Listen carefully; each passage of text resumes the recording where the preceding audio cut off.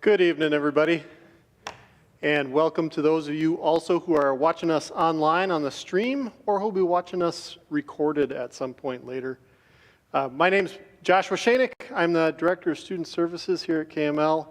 Thanks for coming in. This is really just a meeting to give you some information about what the course scheduling process is like for your kids and what your involvement in that could be. We'll have some time at the end that we'll have some questions, and later on Mr. Waltz will join us for a little bit as well. So some timeline stuff connected to course selection. So November 14th, this last Monday, I met with all the sophomores and juniors to talk a little bit about the course scheduling timeline, a lot of stuff that you're going to see today. Also, grade 9, those students will be doing their scheduling in computer apps class, and they'll start that right after Thanksgiving. The students in 10th and 11th grade have an option to come in and meet with either myself or Mr. Waltz to help them through making some decisions around course selection, but they don't have to. So they do have an option that they can just submit those course selection items all by themselves. We do encourage them to talk with their parents about those, so if you have not had an opportunity to converse with them about that and would like to, now would be a time that you can start doing that. Once we hit December 23rd, which is the last day of the first semester, that's when we're hoping that all the course selections will be in, and that'll help us begin planning for the next year. Once that stuff is in, you will be able to see that in PowerSchool as well as your students. So if you are wondering what your kids chose or if they've forgotten what classes they've picked, that information is available for you in PowerSchool on the web. Once we hit January through May, students can still make changes to what they've selected for the next year. So this is just our initial pull of that information at this time. So there's no charge, there's no big fuss with that. If somebody decides that they want to make a change to something that they've selected, an email to me or stop in my office is the probably easiest way to do that. Once we hit June, into June is usually when course schedules get sent out to students, and that kind of completes the picture. These are the 4 people who are most involved in the course selection process. Mrs. Krause, who is our Learning Center administrator, works with a number of kids who have special things in their schedule that they need to work out. You will be getting some information about whether your child is supposed to be scheduling with her, and they'll come in for a meeting for that. Myself, and then Mr. Walter is the computer apps teacher. He takes care of scheduling all the students in grade 9, and Mr. Waltz provides some assistance to me in meeting with individual students over the next month here. Here are our minimum graduation requirements. So I'll emphasize the fact that this is the minimum. There are very few students who get through KML and just meet these. Word of God, 4 credits, or if you are a student who has transferred into KML, it's 1 course per semester that you're in attendance here. English, you need 4 credits, which is basically 1 course per year. Math, you need 3 credits. About 90% of our kids actually take 4 credits of math, which is what we recommend. Social studies is 3 credits. Science is 3 credits. Phy-Ed, health is 1.5 credits. That's PE 9, PE 10, and health. Business computer is 1 credit. Students get that typically through computer apps as a freshman. Fine arts, 1 credit. And then electives, 3.5 credits. So I sometimes get questions about what are electives. Elective credits are credits beyond any of the other requirements. So for example, if you really liked English and you wanted to take some extra English, you could take 4.5 or 5 credits of English. Those credits over the 4 count towards the electives. This could also be courses in areas where we don't have any requirements. So world languages, tech ed, FACE, all those areas also count towards these. So anything is an elective beyond the requirements that you need there. Total 24 then. In addition to that minimum graduation requirements, we also require students who are full-time students here to be taking 7 classes per semester. If you work that out, that means that most students should end up with 28 credits by the time that they graduate. We leave some wiggle room in there so that if there are any classes that don't work out for them, we've got some backup there. Scheduling priority, this is usually not a big issue, but if there are conflicts during scheduling, required courses and students in higher grades will be given priority. For example, if your student wanted to take AutoCAD and the only period that AutoCAD met is the same period that they had, that they need for a course that they need for graduation, we'll give priority to that other course. Or AutoCAD is another good example of a course that can get filled, and so if it gets filled, we will take students who are in the upper grades and give them priority for scheduling in that class versus someone in the lower grades, because they'll have an opportunity to make it up at another time. Course selection resources. So if you want information, the best place for you to look is kmlhs.org/courses. On that page, you'll see these links. The first one, the 2023-2024 Course Selection Guide, is about a 45-page long document that I don't expect anybody to read in its entirety. Really what that is a list of all the courses we offer and the information about them, about what grade you have to be in to take them, what grades you have to have in previous classes to take those classes, information about what the class is, notes that might be you may not expect about a class. There's also a one-page four-year course planning guide. So that's a sheet that shows all the courses that we offer and lets you kind of slot that into a schedule for all 4 years. It's a nice visual way to represent that. We also have some information there that if a student is trying to figure out what they would like to take and they know that they're interested in a particular career, the career cluster course recommendations lines up some careers with courses that they may want to take. And then there's also a prerequisite exception form. In the course selection guide, you will see courses listed like this, and probably about half of the courses have a prerequisite. So a prerequisite, this is an example of a fairly complicated one. So you have to have a B or better in both semesters of biology, and a C or better for both semesters of chemistry, or a C- or better in both semesters of honors chemistry. So those are things that we're looking for. At the end of the school year, once the final grades are in, I do go back through everything and check that students have met these things. And if they don't, I will make an adjustment to their schedule to put them in a course whose prerequisites they do meet. The reason that we have the prerequisites is really to help students succeed. We want students to be in classes that are a good fit for their abilities. They can request a waiver of those prerequisites, and sometimes those will be granted. Those waivers are typically looked over by the teacher who will be teaching the course, and they're looking in those cases for some good reason why a student maybe didn't meet the stuff, but really has passion around that class. Probably tomorrow or Friday, an email will go out to all of you and to your students that will contain like a 5-page document that will be called the Personalized Course Selection Guide.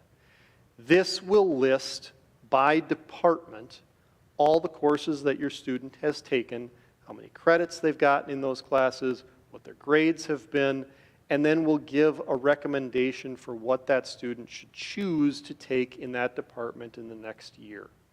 Some of them are fairly obvious. So in this case, this is a student who is a junior. They are going to be a senior in the next year. They've taken Word of God 11. The only option for them for the next year is to take Word of God 12. So it's listed there. That's a pretty obvious one. Here's another example of one in math. This is an area where there are lots of different paths for students to follow. This student has, or will by the end of the year, earned 3 credits in math. So there's the note there that you must earn a minimum of 3 credits. So they've met that. You've met that, but you're not required to take another math course. But we still encourage you to take at least one. There will then be a recommendation as to which math class we recommend that student taking in the next year. And that's really based on the grades that they've received and which courses that they've taken in the past. Some other questions then that come up a lot for seniors and juniors.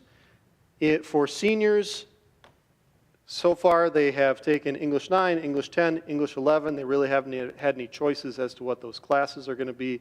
They hit senior year and all of a sudden there are a whole bunch of choices, and it's a complicated mix of what you need to get in order to meet the requirements.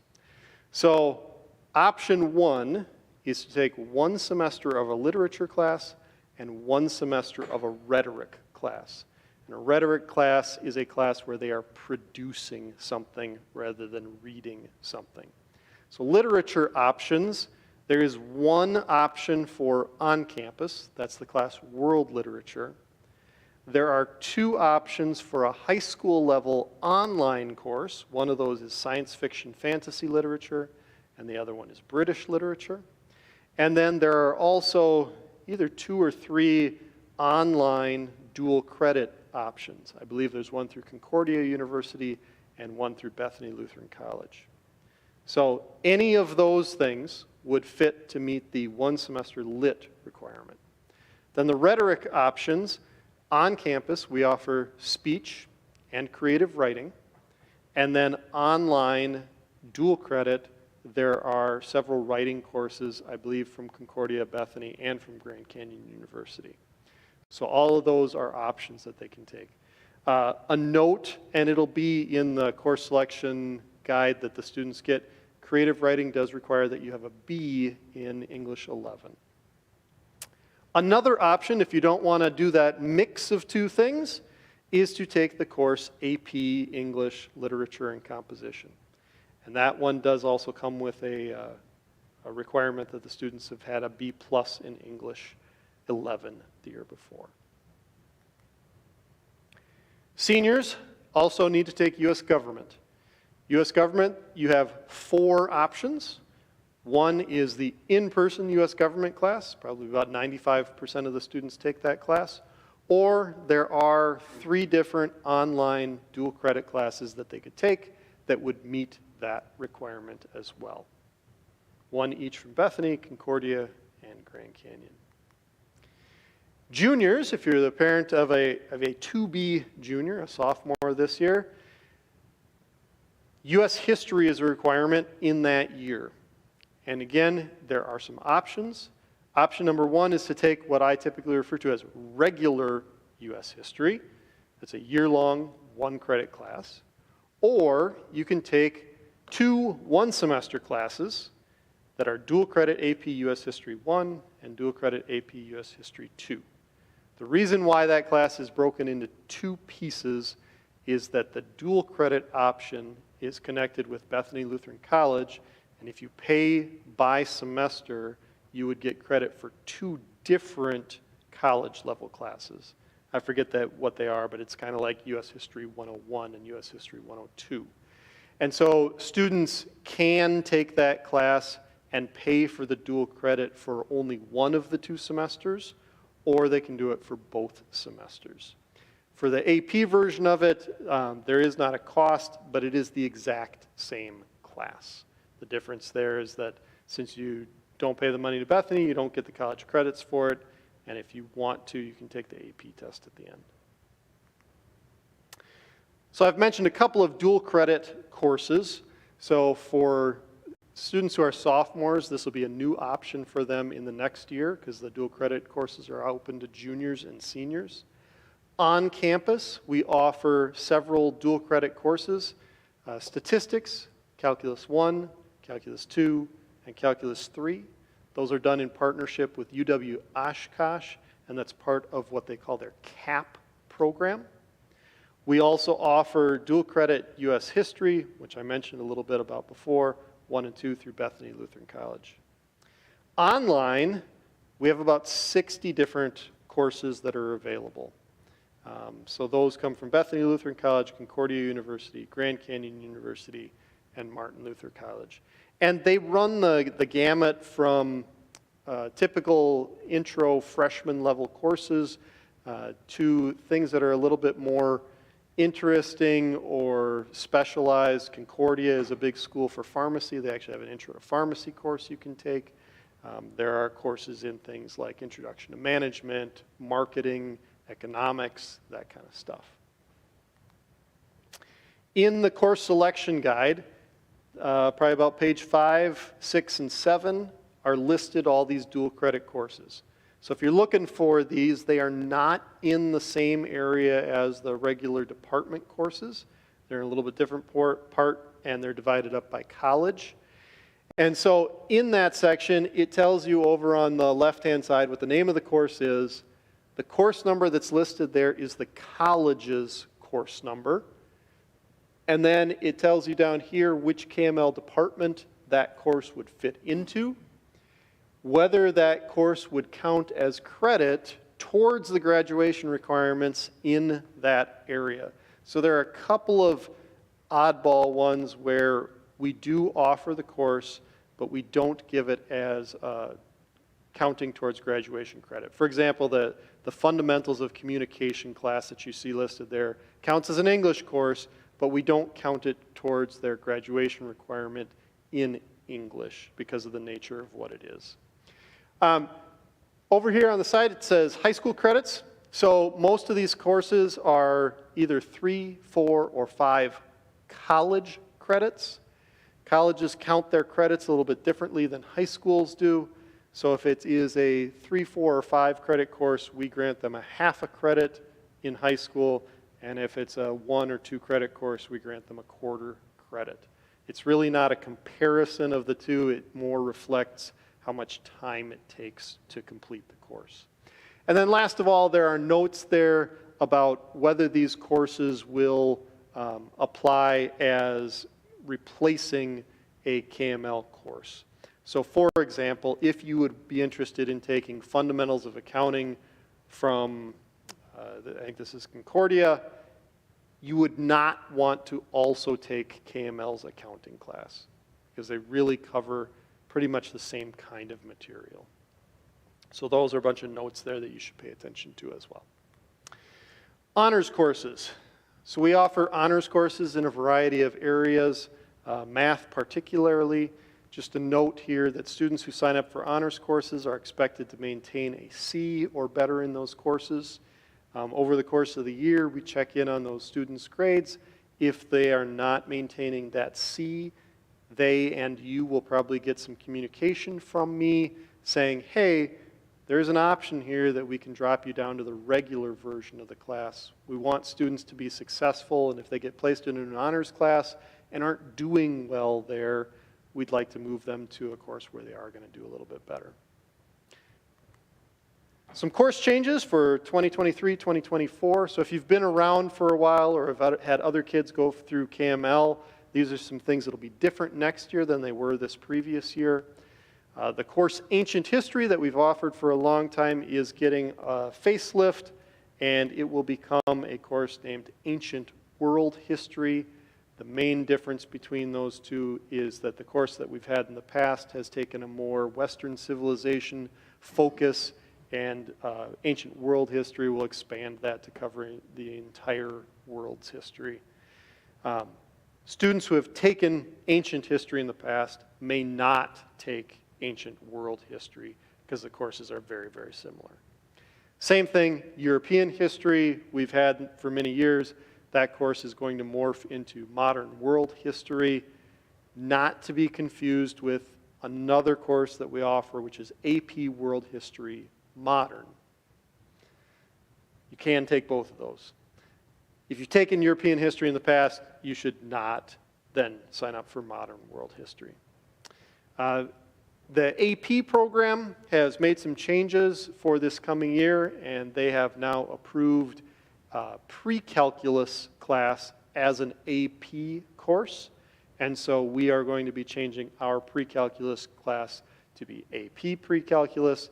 There really is no difference in what is being taught in that class. It's just a name change. AGVA you will see mentioned in multiple places throughout our course selection guide. That is one of our partner institutions, Amazing Grace Virtual Academy. They offer some high school level online courses that we allow our students to take. One of the courses that they offer is astronomy, but that's a course they only offer every other year. This next year is when it will be offered. It wasn't offered this past year. And it goes back and forth with another course, medical terminology. Medical terminology was offered this year, won't be offered next year. Music theory is a course that we offer here on campus. It is typically offered every other year. It was offered this year, won't be next year. And then just two notes there that we really have no control over the courses that AGVA offers, and we don't really have any control over the courses that the online partners that we have, Concordia, GCU, and Bethany, offer every year. So the offerings that we have listed in here may change by the time we get to the beginning of the year. Typically they don't much, but sometimes they do. Course request changes. I mentioned this earlier, but if a student wants to make a change to their courses, they just need to let me know. There is no charge for that. We used to charge for that 5, 6, 7, 8, 9, 10 years ago, but we don't charge for that anymore. I still get questions about it, so I still mention it. There's no charge for that to happen. The encouragement that I have is we will begin planning for the next school year around April and May for what courses are being offered and how kids are going to get that into their schedule. The sooner that I know what a student wants to take, the better the chance is that I'm going to be able to fit that course into their schedule, especially courses that there are not many sections of. So my encouragement to students is that the sooner you can get me those requests or make changes, the better. And ultimately, you or your student can ask for a change in their schedule all the way through the 4th day of the semester. So there is the ability to change even later. I'm going to now turn things over to Mr. Waltz, who is our guidance director, and he's going to talk a little bit more about why you may make some choices about things as your student is thinking ahead to college. You want this?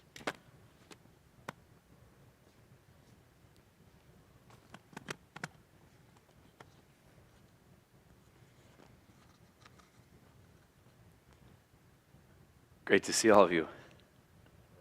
Thanks for being here tonight. My name is Jason Walsh. I'm the guidance director. What I do is help kids try and figure out college and career plans as they go through KML to try and find a good landing spot for them once they're finished here. Some of the things I'm going to talk about today include college admission, and that's the first item of business.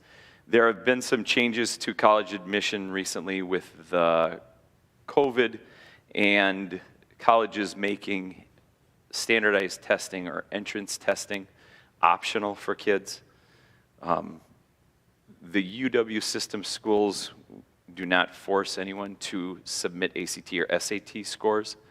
We still think they're important from the standpoint of it shows academic progress for us and gives us a measuring stick. But also we think it's important for kids who are looking for merit scholarships. And so scholarships will still collect those scores. Anyway, I'm getting ahead of myself. College admission, the big thing used to be the ACT, SAT, so now if you don't submit that, you can cross that one out, and then 2, 3, and 4 become more important. Included in that, the GPA that they earn here, and then especially the GPA they earn in what are considered tough classes. That's the academic rigor part. And I list some of the things that we have for academic rigor. One of the things you'll hear on and off through the years is the importance of foreign language. UW-Madison requires 2 years of a foreign language now.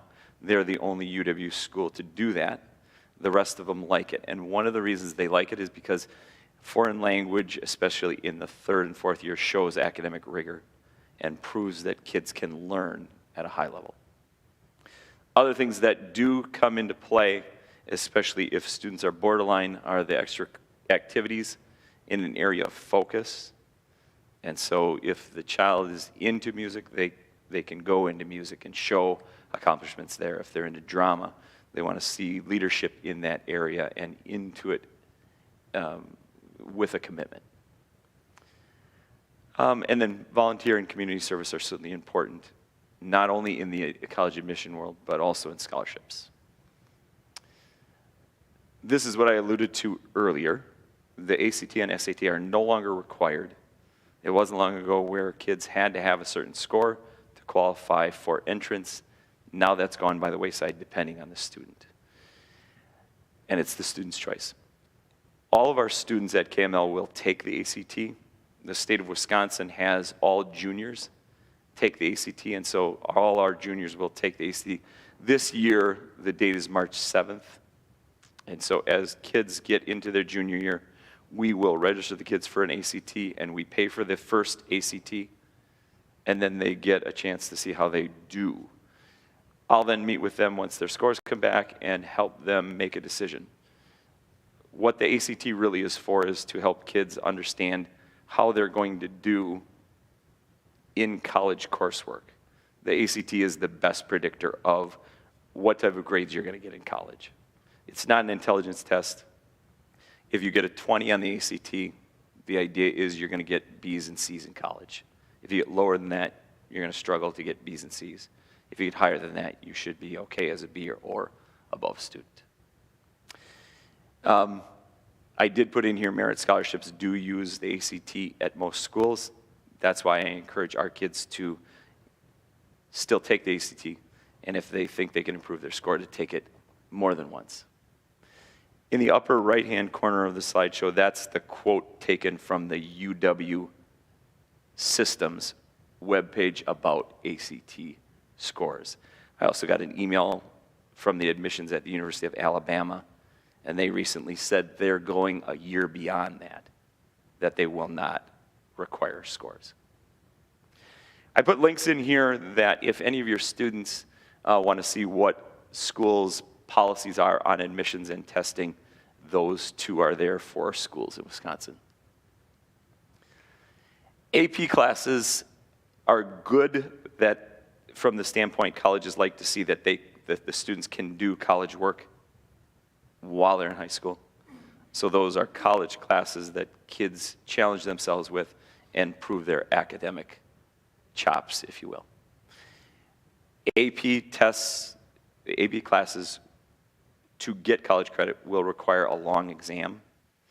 And when I say long exam, the shortest one I think is AP Psychology, which we offer. And that's a 2-hour and 45-minute exam. And the idea of AP exams would be if you take a college class, this is the semester exam. And so the AP gives a semester exam to see that the kids have mastered the content of that course so that the college can then assign them college credit. The UW system has to give credit to students if they get a 3, a 4, or a 5.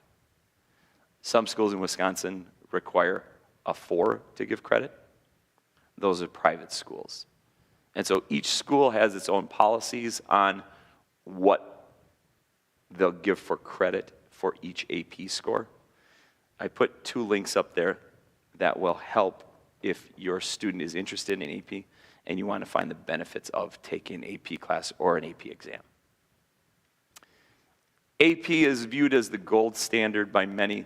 If your student is looking at attending a college that is very selective in its admission, it's a good thing to take AP.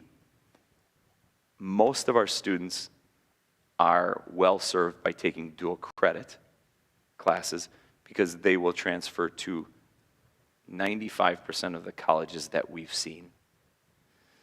They don't have to take that cumulative AP test at the end. Dual credit, they just get the credit from the course and doing the normal grade work, classwork. Dual credits, I think you talked a little bit about this, so I don't want to repeat too much. Feel free to read through the slide. Dual credits, I do recommend for the majority of our students who are able to handle college rigor classes while in high school. Especially students who are college bound, they will get college credit while in school, and then that transfers to the school that they are eventually going to attend. Now, this is true for four-year colleges, but it's also real beneficial for technical colleges and two-year colleges. Technical colleges have associate degrees, which are usually can be longer, two-year degrees. With those associate degrees, oftentimes the kids have to take some gen eds. If you know your student is going to a technical college, and you can look up what courses they'll take, and you can get rid of those gen eds by taking some of the dual credits. So they'll get credit here at school, and then they will not have to take them as they move on to, let's say, MPTC, Moraine Park Technical College. And so those are good things to have ahead of time. The reason we're talking about it now is because if you have sophomores and juniors who are going to choose classes for next year, and they know what they're going to pursue after high school, you may want to start looking into what classes we could eliminate in college by taking the course here and now. The other opportunity that I'm here to talk about is our youth apprenticeship, and it's a part of our work release program.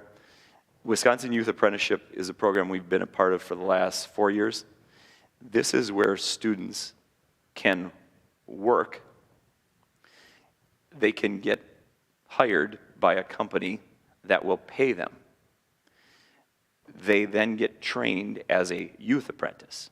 And so it's not a full-blown trades apprenticeship, but it's a youth apprenticeship. One of the easiest ones for me to explain is about 4 years ago, we had a student who got an apprenticeship with May Steel as a welder. And so he went to work for May Steel, and they trained him to be a welder at their plant. That young man left school early, did not have classes 7th and 8th hour, and went to his job. I think he worked till about 4:30, and then he was home for the night. They gave him training. They paid him for his hours. And then upon his completion of his program and graduation from here, they offered him a job to start working full-time. You can see welding is a part of the manufacturing, but it's not just for kids who are going to go from high school to work. It really has categories for any child who wants to get some training early for their career, or even to just explore a career and say, ooh, don't want to do that one. I used up my apprenticeship, don't want to do that, so I'll find something else. I put up two links for that one. The one on the far right that is for a webinar that the Youth Apprenticeship hosts. You can watch it from home. That gives you information. I think it's set up for a half an hour. I would encourage you to log into that if you're interested in more information on the program. I also linked the website, and you can Google search that and find it. It gives basically all the information that you would need. It also gives a way to apply to be accepted into the Youth Apprenticeship program. The best way, if you have a child who's interested in youth apprenticeship, the best way to have them enter is to have their employee go into the youth apprenticeship with them. For instance, my daughter works at Leisner Soil during the summer.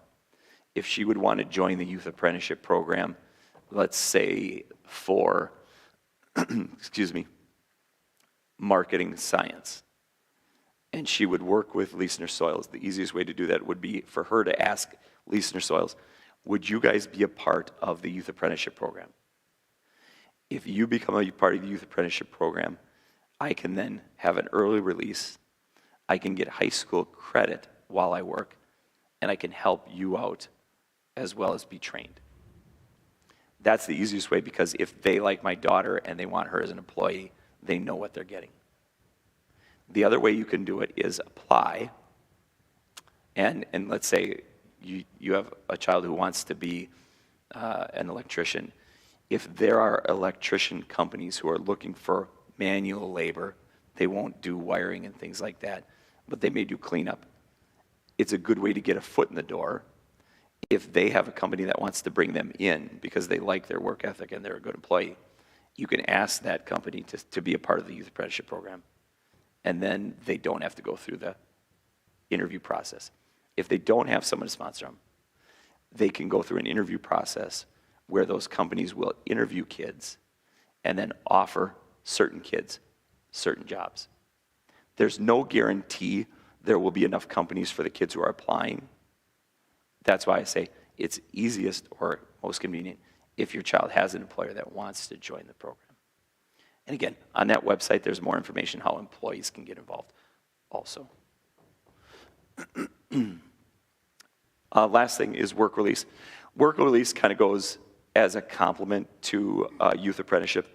Youth apprenticeship, the students work and get high school credit. We give one high school credit for working with youth apprenticeship. They also get paid at the same time. Sometimes the kids want time off of school to go work. Oftentimes the kids want to be in school and will find ways in the youth apprenticeship to work on weekends or in their time that they're not at school. With work release, it's no college credit, and the students basically go to their jobs and there's no strings attached with school.